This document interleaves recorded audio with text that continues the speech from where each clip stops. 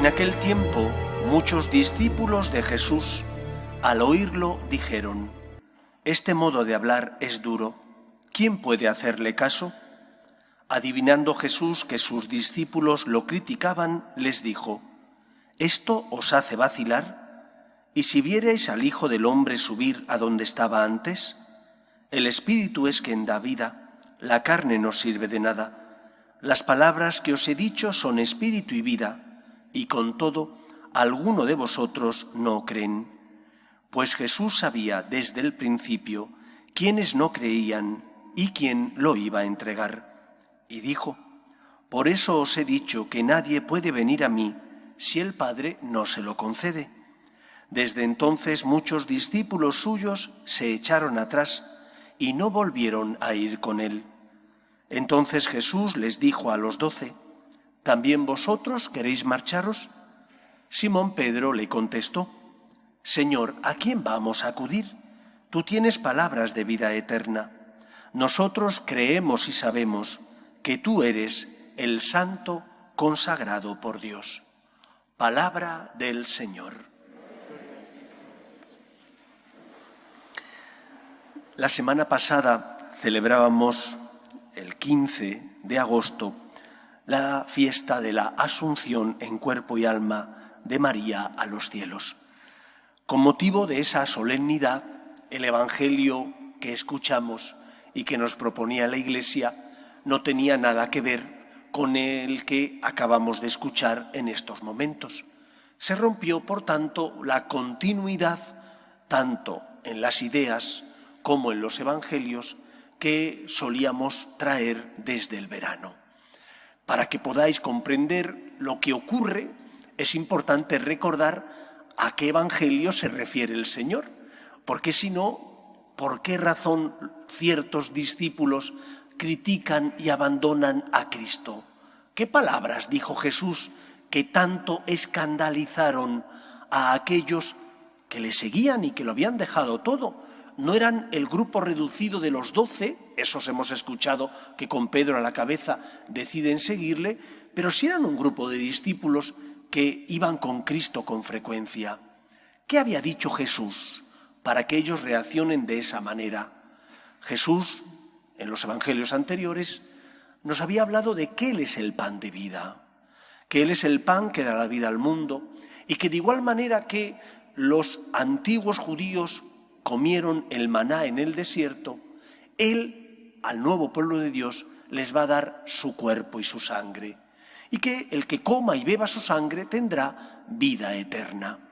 Esto es el discurso del pan de vida, lo que hace, lo que ocasiona esta reacción de duda de gran parte de sus discípulos que abandonan a Cristo y se marchan para no volver a seguirle. ¿Por qué razón se escandalizan? Discurso del pan de vida, todos lo hemos escuchado. Efectivamente, hay algo difícil de entender, que es que Jesús se convierta en alimento. Nosotros lo tenemos ya muy interiorizado, puesto que desde niños nos han enseñado que cuando el sacerdote, mediante las palabras de la consagración, consagra el pan y el vino, ese pan y ese vino, por medio de la transustanciación, sin dejar de ser pan y vino, esa es la materia física, se convierten en el cuerpo y la sangre de Cristo, pero aquello era una cosa difícil de entender, más bien imposible para los discípulos. Pero no le dejan al Señor por esto, no os engañéis. Hay algo mucho más de fondo que el no comprender la Eucaristía. El judío tenía una relación con Dios basada en dos motivaciones. Principal motivación: por un lado, el cumplimiento. Los judíos que dependían de la rama de los fariseos estaban acostumbrados a cumplir las normas, por pequeñas que fueran, las normas rituales, y de esa manera quedar en paz. La religión que ellos seguían era una religión que no ponía el corazón, era una religión del cumplimiento. Yo cumplo una serie de leyes y si cumplo esas leyes, esas normas, por pequeñas que sean, tengo derecho a la salvación, que es el segundo punto. Los judíos normalmente se regían o bien por esta ley del cumplimiento o bien por buscar simplemente lo que ellos denominaban justificación, es decir, mi salvación. Ellos no querían tener con Dios una relación personal de amor. Y mira que en el Antiguo Testamento el pueblo de Israel había recibido pruebas de ese amor de Dios, de que ese Dios quería ser como su Padre, de que ese Dios trataba y sentía con dolor cada vez que sus hijos eran ingratos e infieles a su voluntad. Pero el pueblo no estaba en esas. Al pueblo no le interesaba eso. Le interesaba, por una parte, cumplir la ley y quedar tranquilos. Dios me va a ser proclive, favorable a mí, porque yo soy bueno y cumplo las normas. O segundo, Dios me va a dar la salvación, quedo justificado porque he hecho lo que tengo que hacer.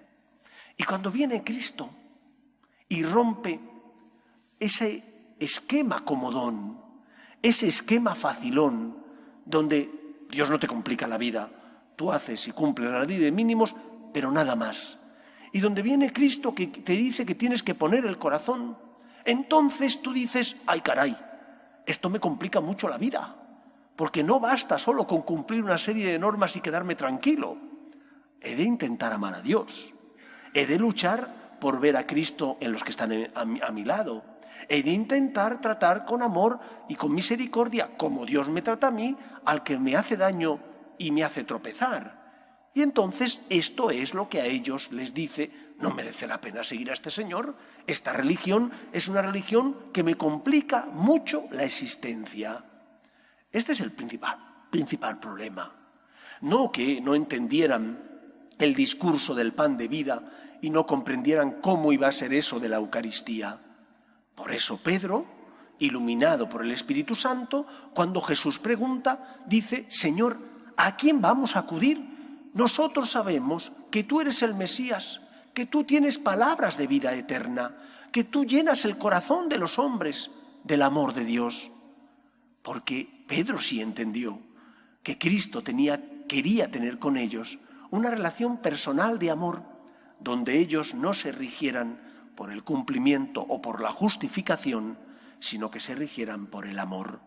Que evidentemente Cristo sube a la cruz para salvarnos, para regalarnos la salvación, para perdonar nuestros pecados, pero es mucho más que aquello que pretendían los judíos.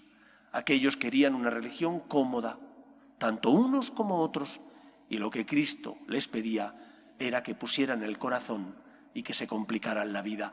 ¿Cómo Cristo lo hace por nosotros? Él sube a la cruz para entregarse por nosotros. Decía Chesterton que para entrar en la iglesia no le pedían que se quitara la cabeza, sino simplemente el sombrero. Dios quiere que le sigas y que le sigas entendiendo el porqué de las cosas, pero fiándote de Él, poniendo el corazón, porque hay una sabiduría que no es la sabiduría que da la inteligencia, sino que es la sabiduría que, como decía Pascal, da el corazón. El corazón tiene razones que la razón desconoce. Esa es la primera enseñanza, por tanto, de este Evangelio. ¿Hemos puesto el corazón en nuestra relación con Dios? ¿O estamos anclados en esa religión del cumplimiento? Cumplo con las normas para quedar justificado y tranquilo. ¿O busco simplemente la salvación? Yo no busco amar a Dios, busco simplemente mi salvación, que al fin y al cabo es algo legítimo, pero interesado. No busco amar a Dios, busco por encima de todo salvarme. Dios te ama y te quiere. Y creo que la respuesta que el Señor espera, y tiene derecho a ella, es la respuesta de aquel que pone el corazón, que trata a Dios no como un Dios lejano al que no le interesa nuestra suerte, sino como un Dios cercano, que le interesamos tanto que permitió que su Hijo muriera en la cruz.